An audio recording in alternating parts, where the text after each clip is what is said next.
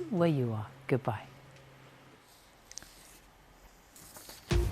Thanks, Sophie. Good evening to you. Coming up on BBC London. The suspect in the multiple stabbings on a London-bound train Saturday night is also charged with a knife attack at a DLR station the same day. The Home Secretary says the suspect was not known to security services. We hear from Londoners who were on board the train. Everything kind of went super quiet, and then a man walked past the buffet cart, and we could see through the window the attacker with quite a large kitchen knife. I'm live at King's Cross as Londoners have been reacting to the weekend's events. Also tonight, a man who stole thousands of pounds worth of wine from high-end restaurants avoids jail after returning some of the bottles. Plus... Hello, David. It's very nice to meet you. Paddington comes to life. We meet the young bear as he prepares to take to the West End stage. And I've been tasked with brightening up the end of this programme, and we'll be doing that literally because, would you believe it, London's Christmas lights begin to be switched on.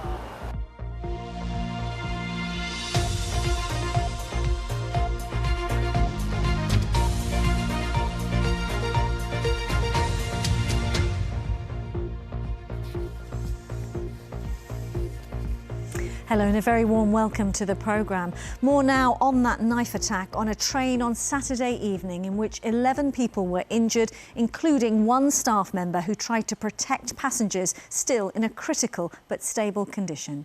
A reminder, it happened in Cambridgeshire just after 7:30 p.m. on a train bound for London King's Cross when shortly after Peterborough a man started attacking passengers. The driver made an emergency stop in Huntingdon where dozens of armed officers and paramedics responded just 8 minutes after the first 999 call was made. The suspect was tasered by police and today was charged with 11 counts of attempted murder, and that includes a separate incident at a London DLR station hours earlier. Well, the train driver, Andrew Johnson, has also been commended for his swift actions, which police say undoubtedly saved lives. Some of the passengers on board from London and Hertfordshire have been sharing accounts of their ordeal with us. You may find some details distressing, and I should say there are flashing images coming up. It was about 5 minutes after we came out of Peterborough that the first emergency alarm sounded. And I don't know if anyone's ever heard the emergency alarm on a train, but it's quite a strange noise. It doesn't sound particularly alarming. So I didn't actually know what it was. I don't think anyone else in the carriage did. And bear in mind, we were absolutely oblivious that there was anything going on further down the train. So it took us quite a while to catch up. It wasn't until we saw people congregating in the compartment between our carriage and the one in front that we realised something bad was happening. Initially, I had some screaming and shouting coming from at least a carriage or two down. And then I made eye contact with another passenger diagonal to me. And it was clear that something was going on. We didn't quite know what. And then a minute or so later, a man comes running down with a very clear wound, bleeding quite badly on his arm. And I thought it was like some sort of Halloween prank at first. But then he shouting that someone's got a knife, he was stabbed.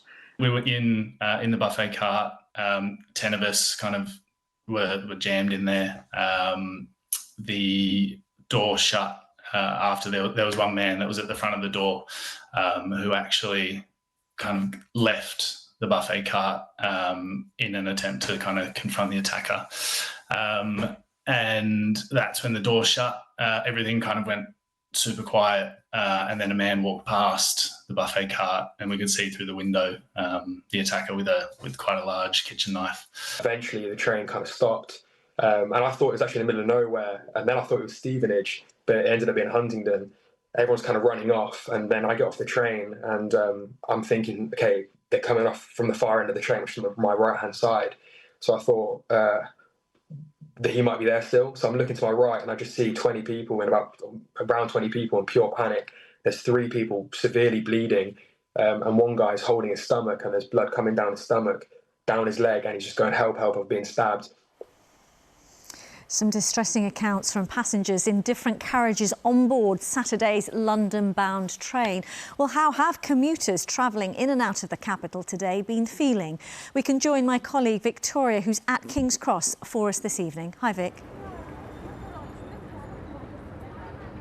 Hi, Riz. Yes, you can probably just about see the concourse of King's Cross just over my shoulder here this evening. Lots of people, for all intents and purposes, are very busy, a very normal rush hour on a Monday evening in London. I've just been inside and the trains to and from Doncaster are all running as normal. LNER services all running as normal. But of course, it was a very, very different picture on Saturday night when this incident started around, as you say, 6:30 in the evening. Now, it was on a London-bound train to King's Cross, which stopped, as you say, in Huntingdon. We know that armed officers have had a bigger presence in London at this station today, and those with police dogs have been here as well. Since we've been here, we've also seen more British Transport Police officers than perhaps you would on a normal Monday evening. Now, the Transport Secretary Heidi Alexander said today that the public should be reassured that the railway remains a low-crime environment. But of course, the incidents of the weekend have had a big impact on lots of people.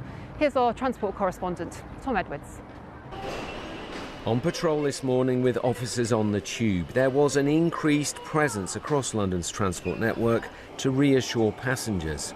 At King's Cross, most still felt safe using public transport.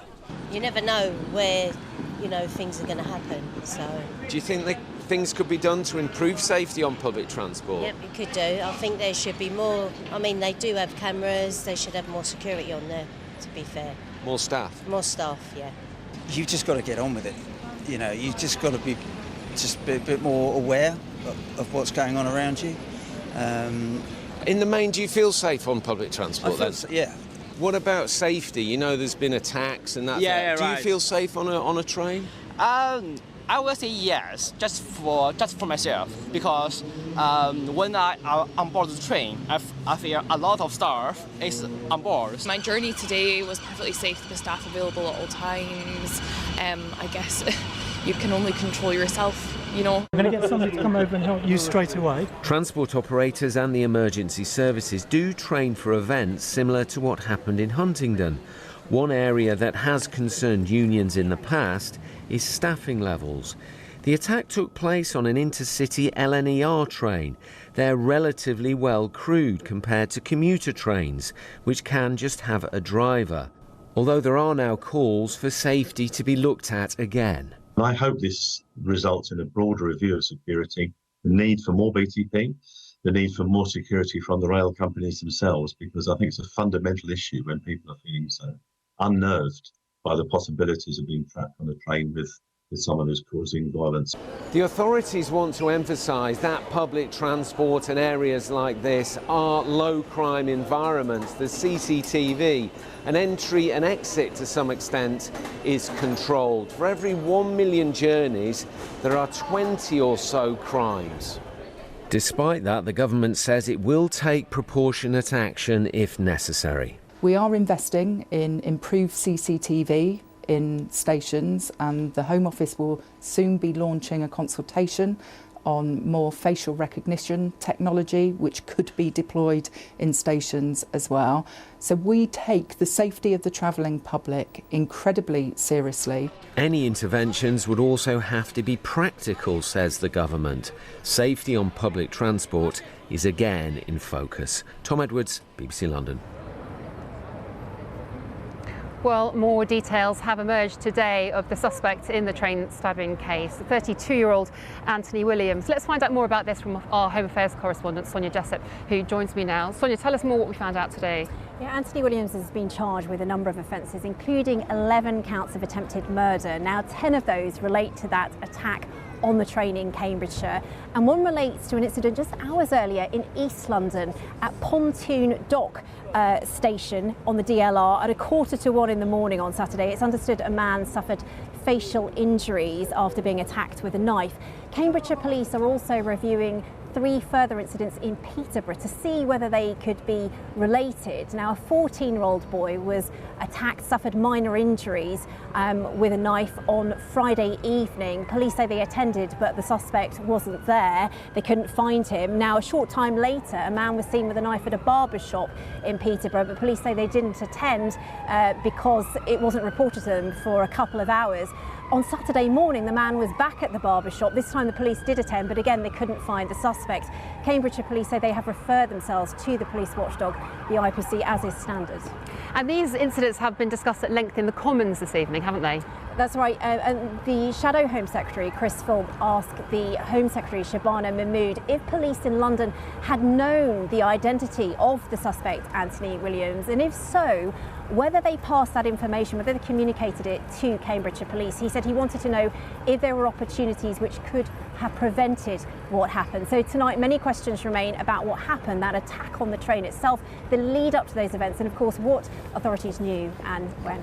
Sonia, thanks very much. So, of course, the police investigation continuing and victims and Londoners very much coming to terms still with what happened on Saturday evening. Riz, back to you. Victoria, to you and to Sonia, many thanks indeed.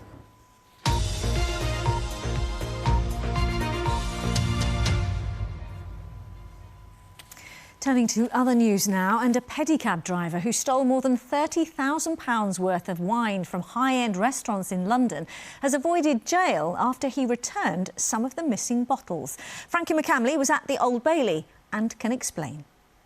Deciding to leave that bottle on the left. Instead, he likes the look of this red on the right.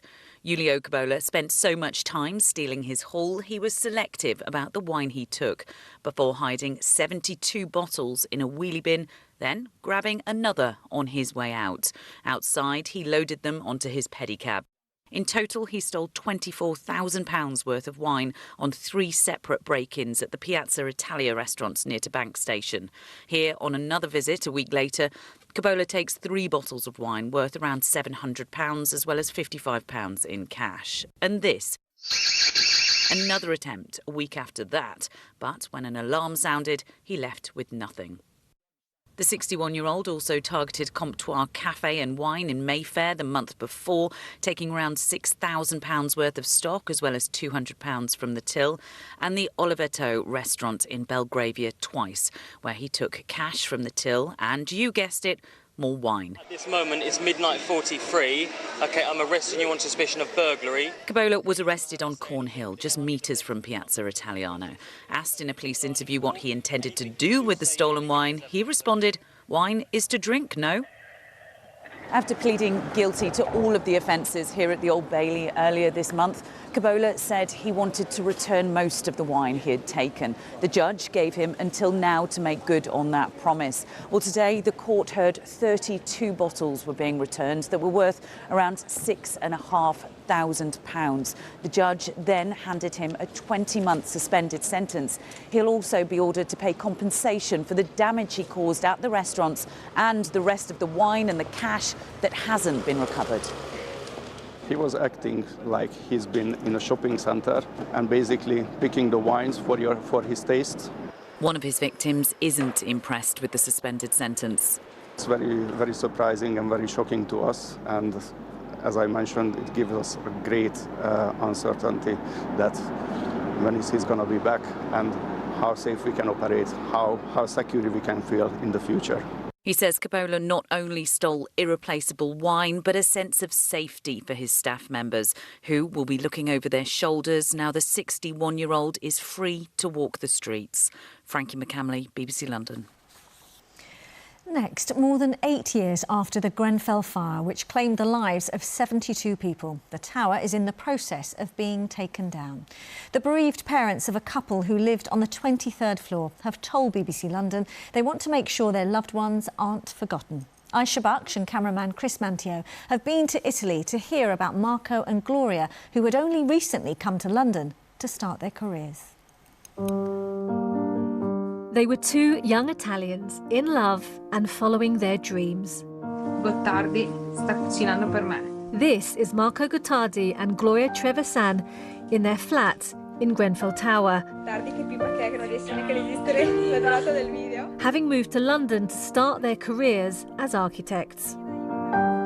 Over 8 years on from the fire that claimed the lives of 72 people, Grenfell Tower is slowly being brought down to make way for a permanent memorial.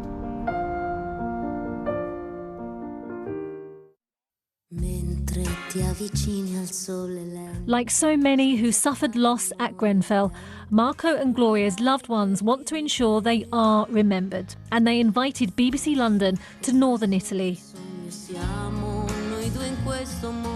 Marco grew up near Venice in San Stino di Livenza and was an only child. Quasi in taverna. From an early age, he was a kind, calm, well-behaved and a very affectionate child. Francesca first met Marco when she was 3 years old, and they remained lifelong friends. I don't have any other friend like him. If you need something, he was always there for you.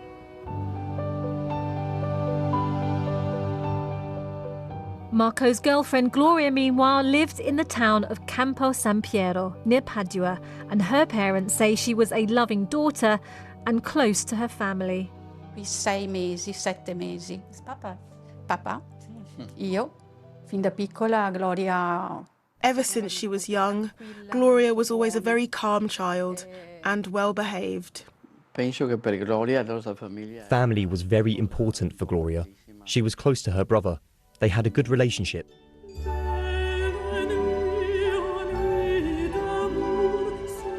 Both Marco and Gloria wanted to be architects, and they came to Venice to study at university. And it was here in Venice, one of the most beautiful and romantic cities in the world, where Marco and Gloria met and fell in love. Francesca remembers Marco speaking to her about his new relationship. The first time he talked to me about Gloria, he was kind of nervous. I have to tell you something. I found a girl at university. She's beautiful. We are in love. They were very close and very happy together. Marco's dad says the couple were a perfect match. Marco e Gloria stavano molto bene insieme. Marco and Gloria were really good together. They shared many passions, such as architecture and spending time with their friends. And Gloria's father was also delighted for his beloved daughter. She'd found a person that was really good for her, who was really kind and sensitive. He was a very good guy. After graduating, the couple decided to move to England to find work. Andrea Buffato, their good friend from Venice, has fond memories of that time. Often we would meet up during the weekend and have barbecue, walk in a park, or even visit buildings in London. I mean, all of us were architects, so we were interested to see. There are so much architecture to visit. Both of them were, great guys. The kind of friends you wish you had more of. He still lives in London, working as an architect, and remembers their home in Grenfell Tower, flat 202, on the 23rd floor. If you had a clear sky like this, you could see all the way to the London Eye, so it was really nice. Marco's parents from Italy also visited them there. The flat had a marvellous view. I remember the morning we went there for breakfast. I looked at Gloria and said, "You don't have to go out. You have the whole world all around you."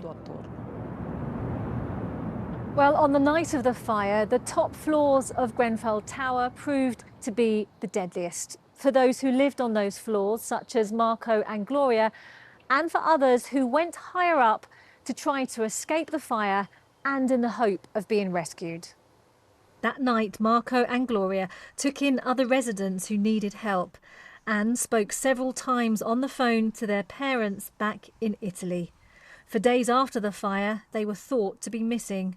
See clear the pictures of the tower in flames, when I have to write their names down in the shelters downstairs because they couldn't find them, or when I had to run all day through London in every hospital to see if they were there by chance.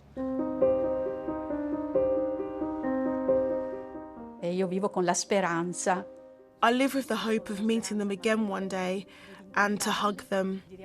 On the phone that night, Gloria said endless times that she really wanted to hug us, and I live with this hope.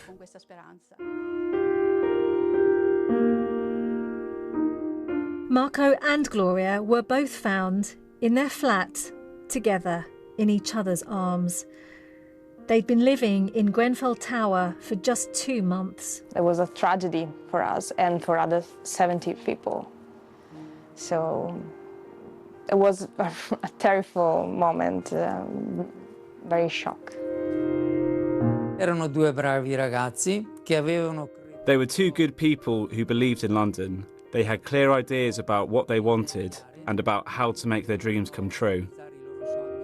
Mi fa molta emozione. I still get very emotional talking about Gloria. Every day I have her in my head and in my heart. She is my first thought in the morning and my last thought at night. È sempre lei. Marco Gottardi and Gloria Trevisan were each buried in their hometowns in Italy. On Marco's gravestone are written the words, "Insieme per sempre," together forever. And in London, while the tower comes down, their Grenfell love story also lives on. And tomorrow we'll hear about the Grenfell legacy Marco and Gloria's families have created in Italy. A roundup now of some of the day's other stories. A man's appeared at the Old Bailey charged with murdering Wayne Broadhurst in Uxbridge last week as he walked his dog. 22-year-old Safi Daoud, who's accused of stabbing him to death, confirmed his identity via video link before a trial date was set for next summer. He's also charged with the attempted murder of his landlord and a 14-year-old boy. 5 months of work to resurface the runway at Luton Airport will begin tonight. Costing £18 million, it will cause some disruption, including noise and light pollution, but the airport says it will try and keep it to a minimum. And one of West London's largest industrial estates is set to be demolished and replaced by data centres.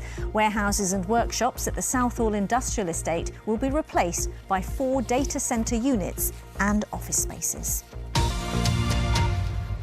Now to, yes, one of the most famous bears in the world, whose remarkable journey from Peru to London has made him a beloved children's character. Well, Paddington's next trip is to the West End stage in his very own musical, as David Silito reports. So close I could almost hear him calling out my name. The Savoy Theatre in London, and a new musical, Paddington. London. The Paddington in the movies was, of course, CGI, but for a musical, they've had to create a stage Paddington. Oh, my goodness. This is my first time meeting him. Paddington. Lovely to meet you. Hello, David. It's very nice to meet you. I was even treated to a marmalade sandwich and a hard stare. That's quite some hard stare you've got there. And for the show's songwriter, McFly's Tom Fletcher, a real sense of pride about their duffel-coated star. It was a huge moment meeting him for the first time, and as soon as he stepped out into the room, we just knew that there was something, it was just a bit of magic about it, about him. Good afternoon. And there have been many Paddingtons over the years. This latest was very much inspired by the original. We decided very early on to look at the illustrations, Peggy Fortnam's illustrations from the books. There's a toy-like quality to her illustrations that we loved. It's only for emergencies. It is, of course, an actor in a costume with remotely controlled facial expressions, but if last night's audience is anything to go by, he has you believing. David Silito, BBC News. Oh, Paddington Bear. Now, it may only be the start of November, but is it beginning to look a bit like Christmas? Well, on Oxford Street, yes, because a short time ago, the lights were switched on with thousands of shining stars. Our very own star, Wendy, was there. Right.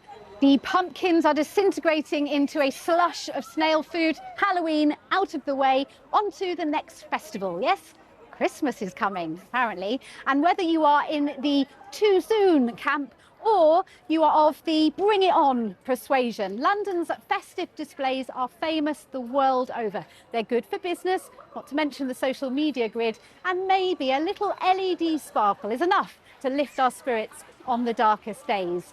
So, Oxford Street, let's go.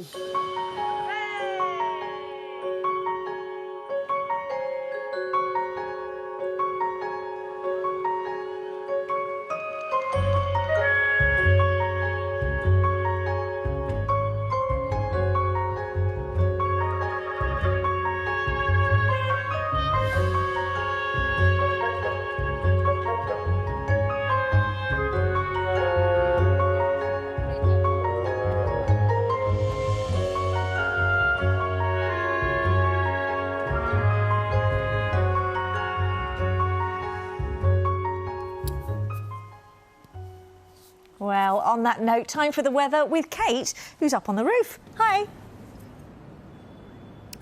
Hello, Riz. Good evening. Well, the Met Office today announced that it was, in fact, the dullest, or the third dullest October for about 60 years. So the lights in Oxford Street making a nice change from all the cloud. If we look at the weather this week, it's been really mild today. We've got 16 Celsius. It's going to stay very mild. There's also quite a bit of cloud around this week. There's some light rain around, but on Wednesday, it's bonfire night, of course. And it's also coinciding with a supermoon, the Beaver Moon, on Wednesday.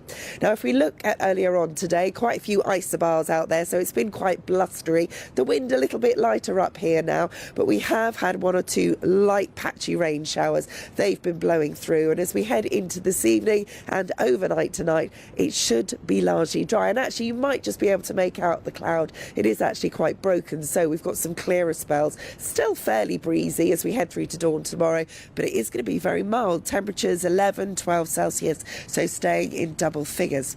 Now, as we head into Tuesday morning, we might just get a bright start to start with, especially in the east. You might even see a little bit of sunshine there, but gradually we'll start to see the cloud edging in from the west through the course of the day. Now, it's looking likely to stay dry tomorrow, although on the thicker cloud, you might just get one or two spots of drizzle, similar to today.